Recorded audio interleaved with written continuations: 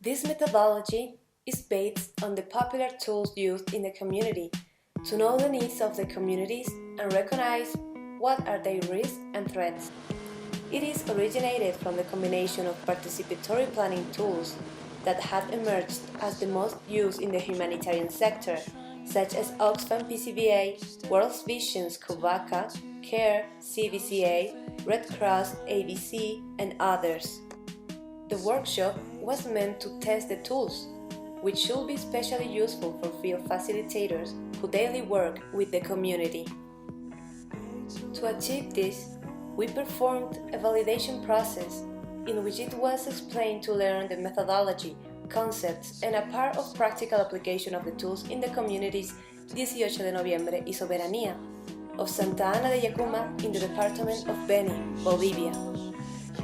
From the analysis and planning that were developed by the facilitators to the community, an action plan which materialized 2 mini-projects for communities was elaborated.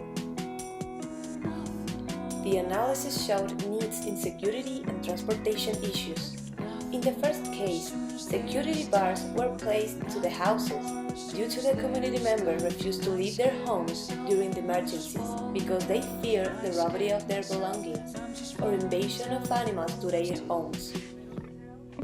To complement the security issue, sunlight panels were settled to allow the community to have night lighting. Most community members are involved in fishing as livelihood.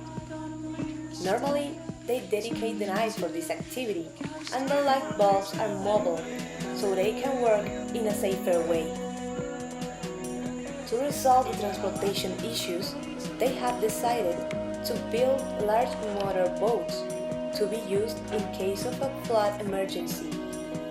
Cash for work was the chosen option to achieve the mini-project, so the community is committed to the projects. In November of this year, a new validation was proceeded in a different context, the Bolivian Altiplano.